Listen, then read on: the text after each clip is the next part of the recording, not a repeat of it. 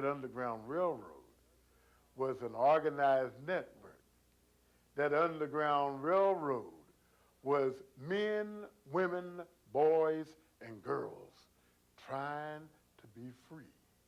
Well, I'm tramping, trying to make heaven my home.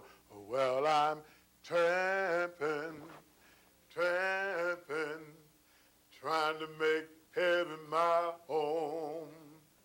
I journeyed through the wilderness all night long, trying to make heaven my home. Come on, children, help me sing this song. The history of the enslaved African in America is an outstanding history. The very foundation of this country was built on the legacy of those thousands of millions of Africans who were brought to this country on the slave ships from Africa to America. Hundreds of slave ships would travel from this country and from Europe to go down into Africa to pick up enslaved Africans who would be cramped 10,000 at a time in the barracoons of Africa to be sold for $13 each on the African coast to make the 8 to 10 week journey from Africa to America in the bottom of the slave ship, being served 1/2 pint of water in the morning, 1/2 pint of water in the evening. We're seated here on the bank, the south bank of the Ohio River at Russell, Kentucky. In the days of slavery, this place was known as Amanda Furnace, and it was a spot from where a few black Negro slaves escaped and crossed the river behind me. They didn't have the bridge running over to Ironton, Ohio. No, they had to either swim or walk.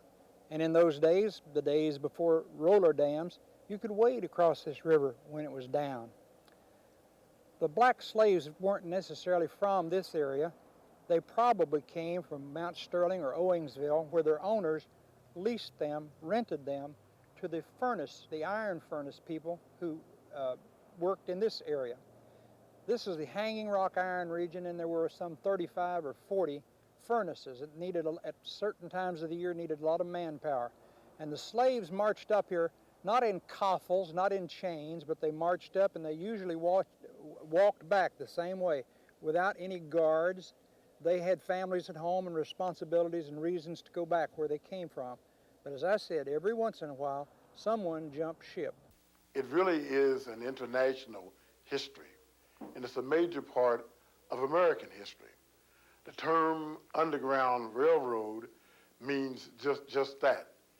Things that had to be done in an underground fashion, had to be done secretly. How the term Underground Railroad got started was master was chasing his slave, and when he got across the river to Ripley, why, he was right on his back, you know, he was right after him, and he just disappeared all at once. Somebody had reached and got him, is what it was, and pulled him in a house.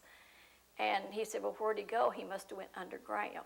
I want to stress here that the railroad, it is neither railroad nor underground. It was just a set of paths defined by which slaves knew a route through which they could slip and get away. And they might slip and get away out of Georgia and head for Ohio. And if they got to Kentucky, there were both white and black people who would help them very secretly, very secretly. That's where you get the word underground. Many of the old houses and hiding places in our nation today that remind us of that history hold many of the secrets of those who dared to be free, as well as those who dared to help one be free. In this community, there were a number of safe houses, that is, hiding places on the Underground Railroad. There's the Paxton Inn out in Old Washington. There's Phillips Folly down on Sutton Street in Maysville. And there is the General John Payne home in Augusta, Kentucky. In addition, on the Ohio side of the river, there was the home of John Percival Parker, a black conductor on the Underground Railroad, and the home of the Reverend John Rankin, who had 13 children along with his wife and 64 other conductors. This house is called Phillips Folly, and it was a stop on the Underground Railroad. But this house has two stories. It also was a place where enslaved Africans were kept. So the next room I'm going to take you to was an old slave pen. Through here there is a wall that faces around the other side, and then right to the right there's a darker space. That is a double wall where enslaved Africans would hide between these two walls, okay? But to the casual observer, when you saw one wall, you thought that was the end wall of the building, but there was a hiding place behind that wall, and then the outer wall of the building would be behind you.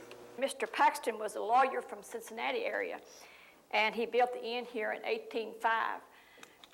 No, he built his home here in 1805. He built this part in 1810. At one time, the Continental Telephone Company owned this building, and the exchange was upstairs over the room, and they built a new building, and they were going to tear this one down. And when the DAR got the building, they gave the building to the DAR. When they got the building, there was closets by the fireplaces, and they were going to tear out the closet upstairs. And when they came to the floor of the closet, why, it sounded like it was hollow. They pecked on it, and when they tore into it, they found a hidden staircase inside the chimney, and that's where Mr. Paxton, he hid the slaves in here. So I always ask the kids and tell them when they look in here, to tell them stop and think about how precious freedom is, because this could have been any of us sitting on these steps. We're standing on Liberty Hill, the home of the Reverend John Rankin, who was a Presbyterian minister, and in 40 years he helped over 2,000 enslaved Africans make their way to freedom by stopping right at this home as they ventured north. Liza Harris was one of those passengers. How she escaped, she went the darkness. She was the enslaved African woman in Mason County. She was going to go across the river because she thought the river was frozen over.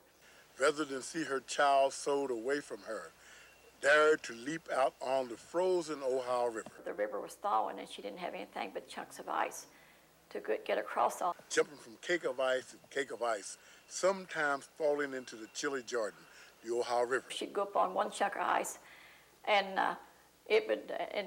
she'd kind of fall in the river, and the baby, she'd pitch the baby over onto another chunk, and then she'd come back and get her baby.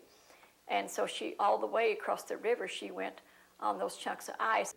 Addison White, I found out in January of 1998, is my great-great-grandfather. Addison had been enslaved on a farm in Flemingsburg, Kentucky, and he beat up a slave driver who was mistreating him. They was trying to break Addison's will to make him a slave. Many times we use the term slave, but Africans were really enslaved. In other words, their will was to be free, but they was trying to break his will to make him a slave, and he ended up beating up the slave driver and running away on the Underground Railroad, coming down through Maysville, then passing over into Ripley, Ohio. Then from Ripley, he went up to Mechanicsburg, Ohio, which is 30 miles west of Columbus. He was hiding in the loft of the home of a conductor by the name of Olney Hyde. When the U.S. Marshal and 4 of his deputies came to take my great-great-grandfather back to slavery, Addison refused to come down. He did offer to come down to fight those 5 men, and if the 5 men could take him in, then he would go back with them to slavery. They were afraid to do that. One of the deputy marshals had the nerve to climb up to try to bring my great-great-grandfather out of the loft. With that, he shot this deputy marshal, hit his barrel, and the book had ricocheted and hit the deputy marshal in the ear. With that, this man fell to the floor. About that time, 100 whites came from the town of Mechanicsburg and surrounded the U.S. Marshal and his deputies. They held the U.S. Marshals at bay until my great-great-grandfather and Mr. Hyde could get out of that cabin. Addison went on to Canada to his freedom. 4 of the men that were involved in organizing that escape were arrested. They were taken to Cincinnati and placed in jail. There was a compromise that was drawn later on, whereby the president, James Buchanan, offered a compromise if those 4 men would pay Daniel White the total of $950 Then those 4 gentlemen could get their freedom. Well, they did so. They got their freedom. Addison came back to the United States a free man. Later on, he met Frederick Douglass. He went to Rochester, New York with Frederick, spoke out against slavery. And then in 1863, Addison traveled to Boston, Massachusetts, and joined Company E of the 54th Massachusetts. My great-great-grandfather fought with that regiment until the very end of the Civil War. If we got caught traveling on that Underground Railroad, you might lose a limb of your body. There was a hanging. You might be severely beaten. They killed their slave. You might be forced to wear a slave collar. You might lose your life.